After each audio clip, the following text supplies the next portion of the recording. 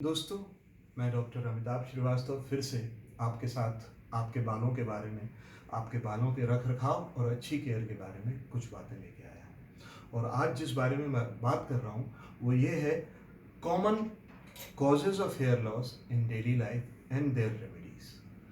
किन कारणों से आपको बाल झड़ सकते हैं, बालों की कमी हो सकती है, बालों की स्थिति बिगड़ सकती है और उनके लिए आप अपने घर पे क्या निदान कर सकते हैं बिना किसी क्लिनिक में गए हुए, या उनके बारे में आप निदान क्या सोच सकते हैं। तो सबसे पहला कारण जो मैं अपने पेशेंट्स में देखता हूँ वो डेफिशिएंसी डिजीजेस है। कोई बच्चा है, घर से बाहर रहता है, सिर्फ आलू चावल आलू चावल आलू चावल खाता है। वो अपने डाइट पे ध्यान नहीं देता कि उसे कितना प्रोटीन लेना चाहिए, उसे कितना विटामिन्स लेना चाहिए, उसे कितने मिनरल्स लेने चाहिए। कुछ मिनरल्स हैं जैसे कैल्शियम है, फास्फोरस है, आयरन है। ये आपके बालों की ग्रोथ के लिए अति आवश्यक है। अगर आप दूध लेंगे, पनीर लेंगे, मटन, चिकन, इस तरह की चीज़ों का सेवन आप करेंगे तो बहुधा आपको कैल्शियम, आयरन, इन चीज़ों की डेफिशिएंसी नहीं होगी। एक और बात और कि हम लोग कई बार ऐसे पेशेंट्स से मुखातिब होते हैं जो कि नाइट ड्यूटीज़ करते हैं और उनकी नींद पूरी नहीं होती। ऐसे केसेस में आपको विटामिन बी की डेफिशिएंसी हो सकती है, बी12 की डेफिशिएंसी हो सकती है, जिसकी वजह से आपके बाल रूखे और झड़ने को आतुर होंगे, टेलोजन एफ्यूवियम को बढ़ावा देंगे। इसके अलावा आपकी डाइट रेगुलर और डेली बेसिस पे होनी चाहिए, टाइम टू टाइम होनी चाहिए। हमारे गैस्ट्रिक जूसेस जैसी हम उसको आदत डालें उस समय निकलना शुरू करते हैं, तो हमें बार बार अपने खाने का समय नहीं बदलना चाहिए। एक अनदर कॉज है, हम लोगों को कई बार मालूम नहीं होता कि हम मधुमेह या डायबिटीज़ से पीड़ित हैं और हम उसको नेग्लेक्ट करते चले जाते हैं। हमारे बालों को फंगस होती है, हमारे सर पे और तरह की स्किन डिजीज़ेस घर कर लेती हैं और हमारे बाल बद से बदतर हो जाते हैं। तो हमेशा डायबिटीज़ का ख्याल रखिए। 3 महीने में, 4 महीने में एक बार अपनी शुगर की जाँच ख़ास तौर से 40 की उम्र के बाद ज़रूर कराइए। आजकल जिस तरह की ज़िंदगी है, ख़ास तौर से कोविड के फेज़ में, हर आदमी इस समय जो है अपने 2 जून की रोटी जुटाने में लगा हुआ है। कैसे तो भी करके मैं अपना खर्चा चला लूँ। कई लोगों की नौकरी चली गई है और ऐसे में स्ट्रेस बहुत बढ़ गया है। पहले ही बहुत ज़्यादा था। हिंदुस्तान एक डेवलपिंग कंट्री है और स्ट्रेस बहुत ज़्यादा था। तो स्ट्रेस से जो है एक्स्ट्रा टेस्टोस्टेरोन रिलीज़ होता है, एक्स्ट्रा एड्रेनलिन रिलीज़ होता है, which also acts like testosterone. तो मेल्स के लिए स्ट्रेस तो किसी भी कीमत पे अच्छी चीज़ नहीं है।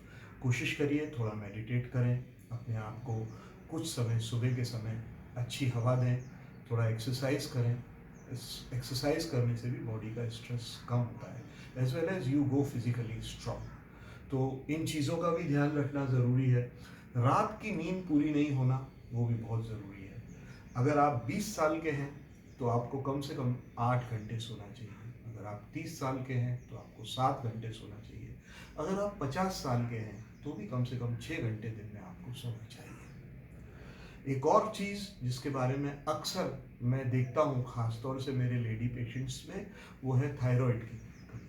अगर थायराइड मेल फंक्शनिंग है या थायराइड कम भी काम कर रहा है और ज़्यादा भी काम कर रहा है, दोनों स्थितियों में मैंने देखा कि पेशेंट के बाल खराब होते हैं। इसको चेक करिए, कभी देखिए कि आपका हाथ ऐसे रखने पे कांपता तो नहीं है, क्या ज़रूरत से ज़्यादा पसीना तो नहीं आता आपको, क्या आपको हमेशा नींद तो नहीं आती रहती, क्या आपको बिल्कुल भूख नहीं लगती, क्या आप हमेशा एक्साइटेड फील करते हैं, या आपकी पल्स बहुत ज़्यादा रहती है, आप हमेशा उत्तेजित रहते हैं।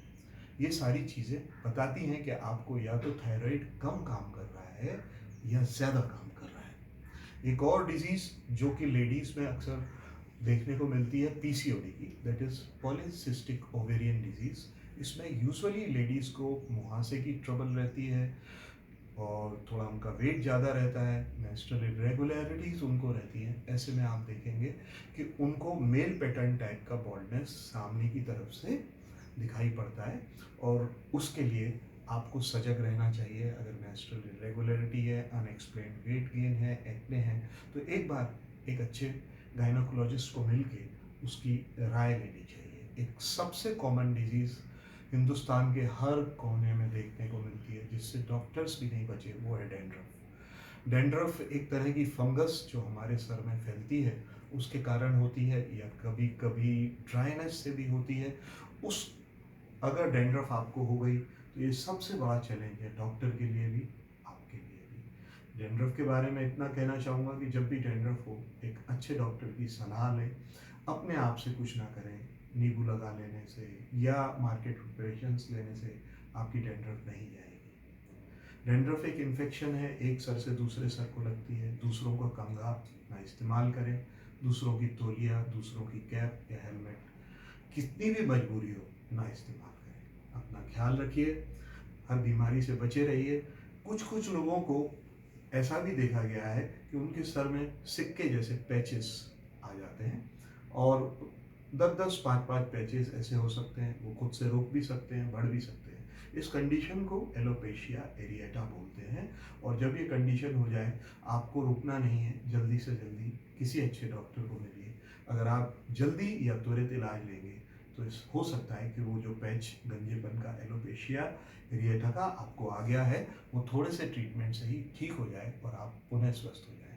मैं फिर आपके स्वास्थ्य और अच्छे भविष्य की कामना करता हूँ। आपको नए साल की मुबारकबाद देता हूँ, नमस्ते करता हूँ। साइकोस्पेडिक्स की तरफ से डॉक्टर अमिताभ श्रीवास्तव।